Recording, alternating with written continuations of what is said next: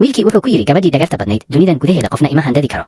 laakiin gabadhii dhagarta badnayd ayaa taleefankeeda soo saartay oo sawir tustay waxayna tiri haddii aadan aawa iga ogolaan waxa aan doonayo gabadhaas waxaan u diri doonaa rag maalqabeeno ah markaas dambe ha ooyin isla waqtigaas qof ayaa dalab ku furay hal eber milyan qofkii xaraashka waday ayaa yiri ma jirtaa cid ka badan hase yeeshee gabadhii dhagarta badnayd ayaa istaagtay iyadoo qoslaysa intii aanu dubihii ku dhufan oo aanu oran waa la iibiyey ayuu wiilkii si lama filaan ah ugu dhawaaqay 2 eber milyan dadkii oo dhan ayaa yaabay gabadhii dhagarta badnaydna si guul leh ayay u dhoola cadaysay kadib walaalka gabadha dhagarta badan ayaa gabadhii tusay taleefankiisa wuxuuna yiri wiilkaas runtii aad buu kuu daneeyaa si uu kuu badbaadiyo kama uusan labalabayn inuu 2 eber milyan ku bixiyo faraanti been abuur ah laakiin kan gacantayda ku jira waa kan dhabta ah goor dambe wiilka wuxuu u soo bandhigi doonaa guur gabadha dhagarta badan adigana raggaas taajiriinta ah ayaa ku ciyaari doona dabadeedna ku tuuri doona markaas ayay gabadhii si qarsoodi ah xarigii u furfurtay iyadoo tiri adiga iyo gabadhaas dhagarta badan waxaad tihiin dad aan xishood lahayn laakiin isagu dan kama gelin wuxuuna yiri haddii uusan qoyska wiilkaasi ku garab taagnayn bal aan aragno sida aad usii adkaan karto markii uu isku dayay inuu gacanta saaro ayay gabadhii xarigii iska furtay wax bay qabatay dabadeed madaxa kaga dhufatay waxayna tiri idinla tacaalidu wax adag ma aha kadibna faraantigii miiska saarnaa ayay qaadatay oo meesha ka tagtay dhanka kale qofkii xaraashka waday ayaa yiri wiilku wuxuu dalbaday 2 eber milyan ma jirtaa cid ka badan wiilkii ayaa yiri ma damaanad qaadaysaa badbaadada gabadha gabadhii dhagarta badnayd ayaa tiri waan damaanad qaadaya balse waa inaad faraantiga ku guulaysataa oo dadka hortooda igu soo bandhigtaa guur laakiin wiilkii si nacayb leh ayuu uga jeestay isla markaas qofkii xaraashka waday ayaa ku dhawaaqay 2 eber milyan markii koowaad 2 eber milyan markii labaad 2 eber milyan markii saddexaad waa la iibiyey laakiin gabadhii ayaa qaylisay 1 daqiiqo kadibna si degdeg ah ayay goobta ugu soo orday gabadhii ayaa si cod dheer u qaylisay iyadoo leh faraantiga masraxa saaran waa been abuur kan gacanteydana ku jirana waa kii dhabta ahaa wiilkii ayaa markiiba isku dayay inuu u tago gabadha laakiin gabadhii dhagarta badnayd ayaa hor istaagtay waxay ugu hanjabtay iyadoo leh xaraashkan waxaa hareereeyey raggigayga haddii aad isku daydo inaad u tagto gabadha qof walba halaag ayuu gelayaa gabadhii ayaa markaas masraxa istaagtay iyadoo leh xaraashkan waa dabin ay wada dhigeen gabadhan dhagarta badan iyo walaalkeed ujeedadooduna waa inay dadka oo dhan lacagtooda ku khiyaaneeyaan dadkii goobta joogay ayaa hadal bilaabay iyagoo leh gabadhu wax aan jirin ayay sheegaysaa waxay yidhaahdeen sidee xaraash looga heli karaa wax been abuur ah waxay sidoo kale sheegeen in wiilku doonayay inuu faraantiga iibsado si uu u guurto gabadhii dhagarta badnayd gabadhanina ay tahay qof dadka kala geynaysa markaas ayay gabadhii dhagarta badnayd ku amartay gabadha inay caddayn keento gabadhii waxay tiri runta way soo baxaysaa marka la baaro ninkii xaraashka waday ayaa ka baqay in haddii faraantiga masraxa saaran uu been noqdo uu shaqadiisa waayi doono markaas ayuu yidhi faraantiga saxda ahi wuu ifayaa wuxuu sheegay in hal tijaabo lagu ogaan karo kan dhabta ah kadib ayuu labada faraanti u tegey tooshna ku ifiyey dadkii oo dhan ayaa si walwal leh u daawanayay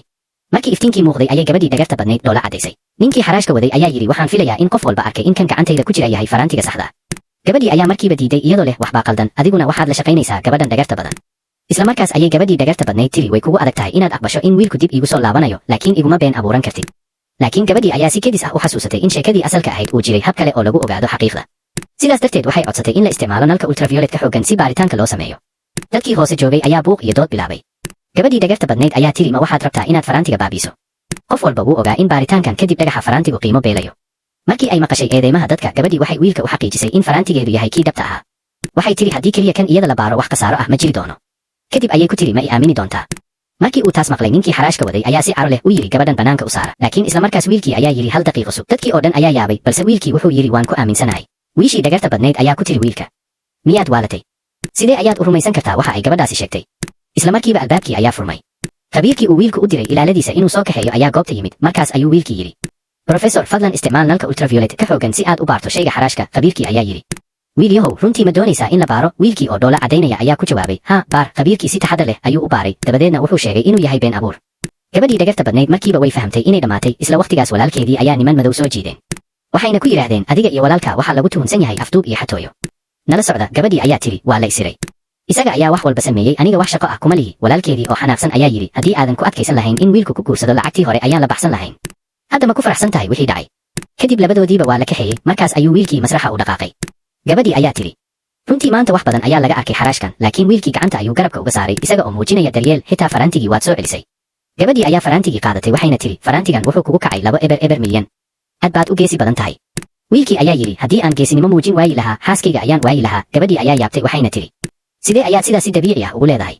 warqad keliya ayaynu isku qabnaa wiilkii ayaa qoslay isagoo leh weli waa inaan dadka tusnaa inaan isqabno si uu ugu mahad celiyo ayuu faraantigii farta uga geliyey gabadhii balse iyadu waxay tiri ma aqbali karo wiilkii ayaa dhoola caddeeyey isagoo leh haye aniga ii hay si ku meel gaar ah kadib wuxuu yidhi kaalay guriga ayaan ku geynayaa labadoodiina iyagoo gacmaha ishaysta ayay goobta ka tageen